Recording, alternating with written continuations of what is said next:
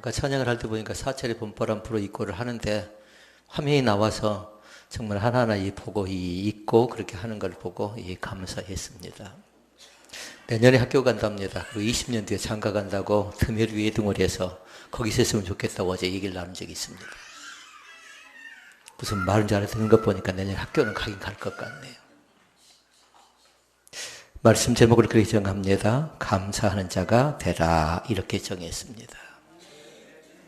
이스라엘 백성들이 절기는 세 가지의 절기가 있습니다. 첫째는 뭐냐면요, 무교절이라는 절기가 있습니다. 그리고 또 하나는 맥추절이라고 있고요.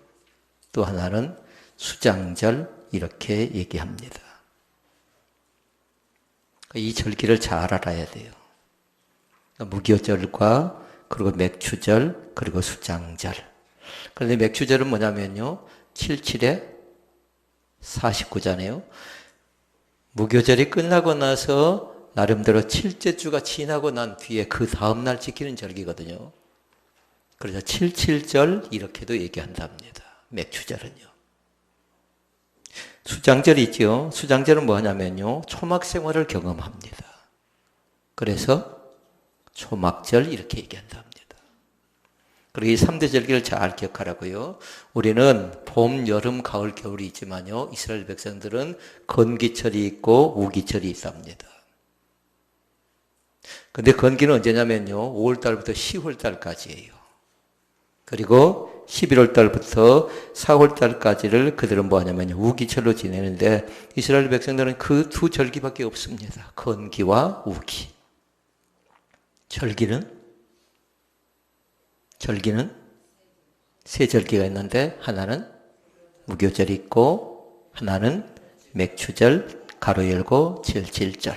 그리고 또 하나 세 번째는 수장절 때 텐트 치고 초막을 치고 그들이 그 경험을 하는 겁니다.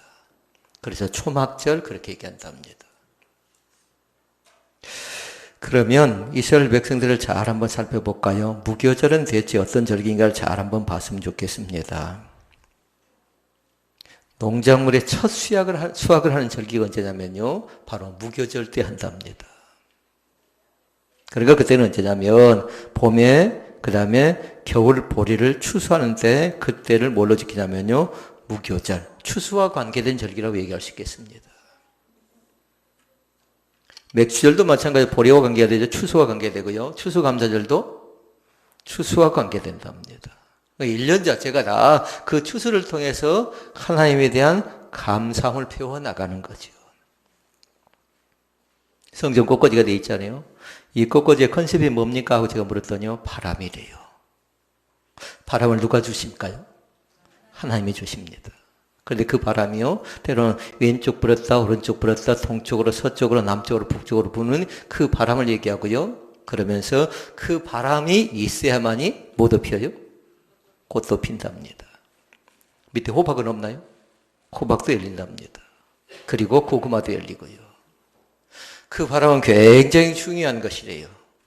우리가 익히 알고 있죠. 그러니까 강대상에 보니까요, 어떤 데는 보니까 다른 것 아닙니까? 그 밑에다 호박을 갖다 놓기도 하고요. 그리고 과일을 갖다 놓기도 하고, 그 다음에 나름대로 그 들판에서 나오는 곡식들을 거기다 그대로 다 갖다 놓습니다. 그러고 나서 나머지 것 있죠. 그걸 또 약한 자들과 같이 나누는 겁니다. 우리는 이 공간이 비어 있잖아요. 그러니까 내년에 그 공간을 좀 채워져 봤으면 좋겠어요.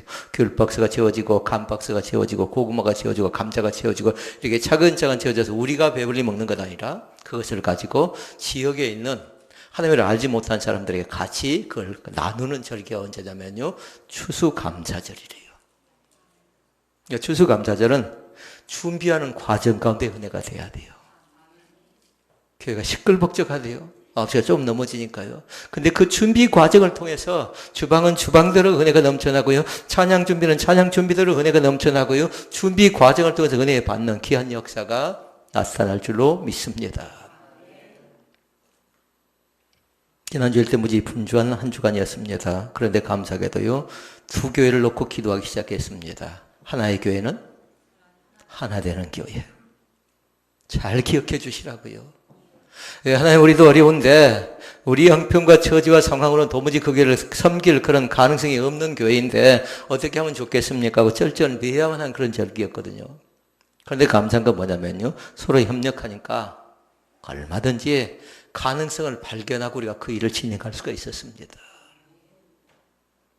2층의 사진이 나중에 우리가 가면 보여질지 모르겠습니다.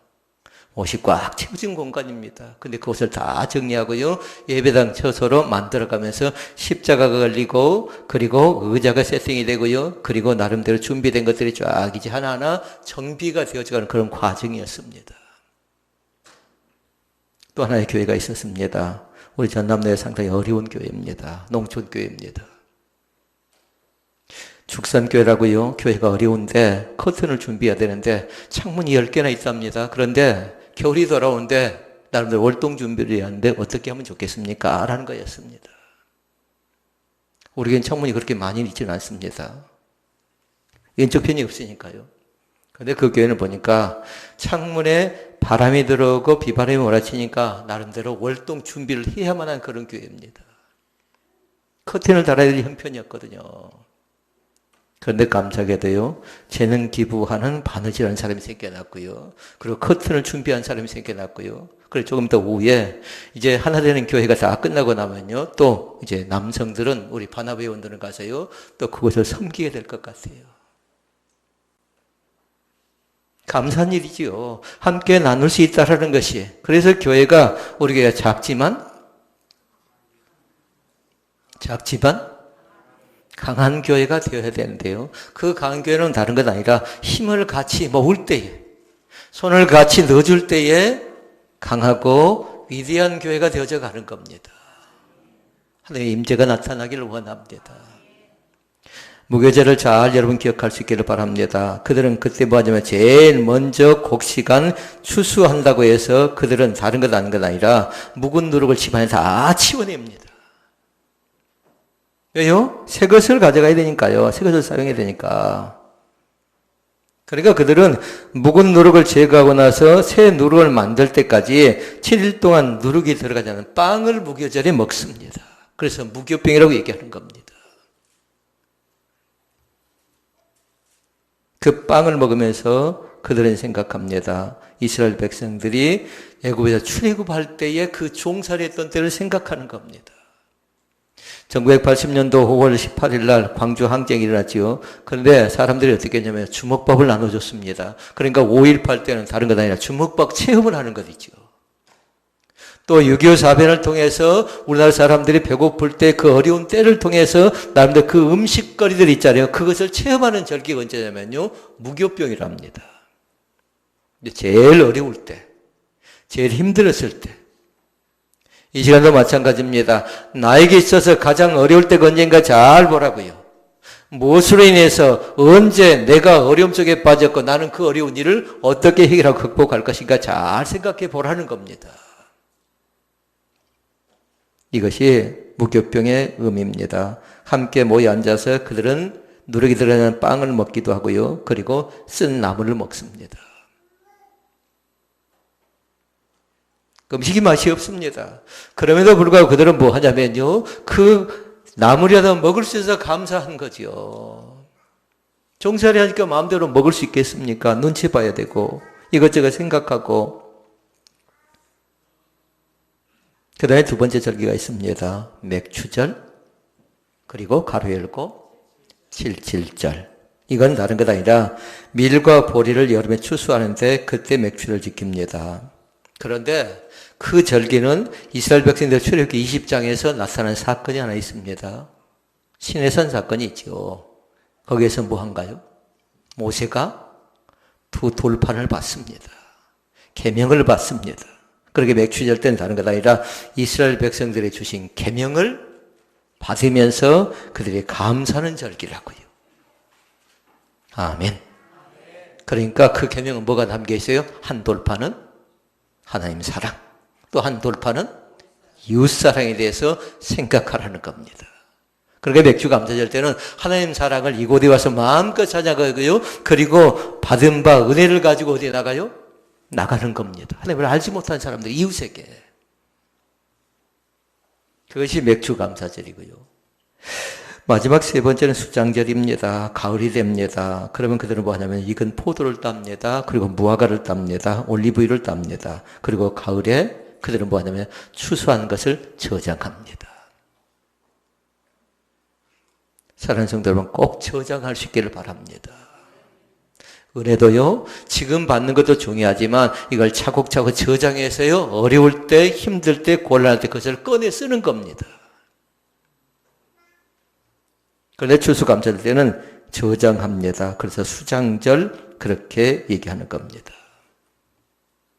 그러니까 추수감사절은 철저하게 생각해 봐야 돼요. 다른 걸 생각하는 것 아니라 우리를 도와주고 살펴준 그 하나님이 누군가, 이렇게 바람을 불게 하고 또 열매를 맺게 하고 꽃을 주신 또 새를 주신 그 하나님의 은혜를 깊게 감사하는 그런 귀한 축복이 우리 가운데 넘쳐날 수 있기를 주의 이름으로 축원을 드립니다. 말씀을 정리합니다. 첫째 절기가 무교절, 두 번째 절기가 수장절, 세 번째 절기가 어떤 사람은 또 세 번째가 수장절, 두 번째가 맥주절. 수장절은 뭐라고 했습니까? 수장절은 다른 것 아니라 그들 자신들이 나름대로 체험한다고 했습니다. 텐트 생활을. 그래서 초막절이라고 그렇게 얘기했습니다. 그런데 이 세 가지 절기도 꼭 기억할 것도 있어요. 무엇이 감사인가를 잘 보라고요. 결론적인 말씀을 세 가지를 다시 말씀드립니다. 하나는 뭐냐면요, 구원받았음을 감사하도록 하십시다. 나 같은 것이 무엇이라고?